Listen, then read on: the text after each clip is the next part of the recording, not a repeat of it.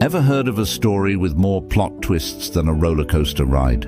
Buckle up, because we're diving into the epic roller coaster life of Joseph. It all starts in Canaan with Jacob and his 12 sons. Now Joseph was son number 11, and let's just say he was the clear favorite. Jacob gives him this amazing multicolored coat, basically the ancient world's equivalent of the latest iPhone. Joseph, being a teenager, couldn't help but flaunt it. To make matters worse, he starts having these dreams where his whole family, sun, moon, and 11 stars, are bowing down to him. He tells his brothers, and you can imagine how well that went over. They were not amused. One day, Jacob sends Joseph to check on his brothers who are out shepherding. They see him coming in his fancy coat and think, "Here comes the dreamer, let's get rid of him." Their initial plan is pretty grim, but the oldest, Reuben, suggests a slightly less permanent solution, throwing him into an empty well. While they're debating, a caravan of traders heading to Egypt conveniently shows up. Judah gets a brilliant, albeit terrible idea. Why not sell him? And just like that, Joseph is sold for 20 pieces of silver.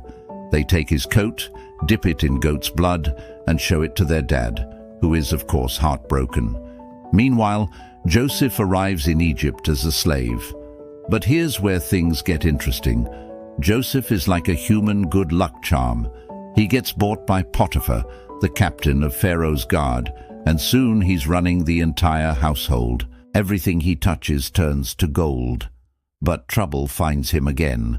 Potiphar's wife takes an interest in him, and when he politely declines her advances, she falsely accuses him.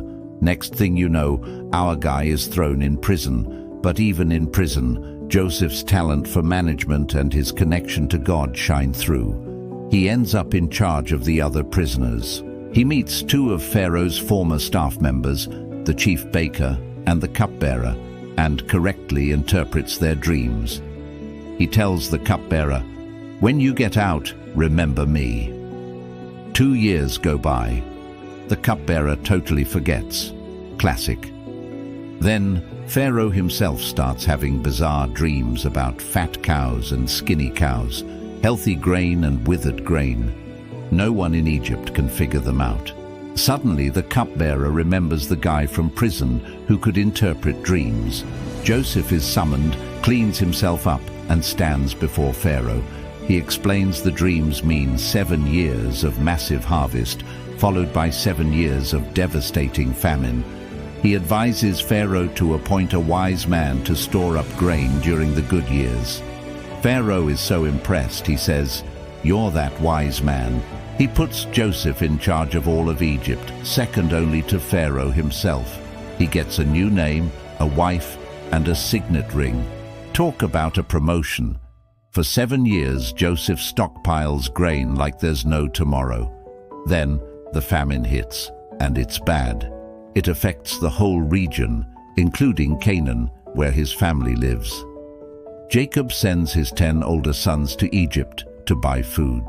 They arrive and have to bow before this powerful Egyptian governor, not realizing it's their long-lost brother, Joseph. Joseph recognizes them immediately but decides to test them. He accuses them of being spies, throws one in prison, and demands they bring their youngest brother, Benjamin, to prove their innocence. They go back, convince their dad, and return with Benjamin. Joseph hosts a feast for them, but continues his test.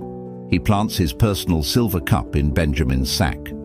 When they're caught, Judah makes a passionate speech, offering himself as a slave in Benjamin's place, so their father won't die of grief. Seeing their change of heart, Joseph can't hold it in any longer. He reveals himself, crying, "I am Joseph. Is my father still alive?"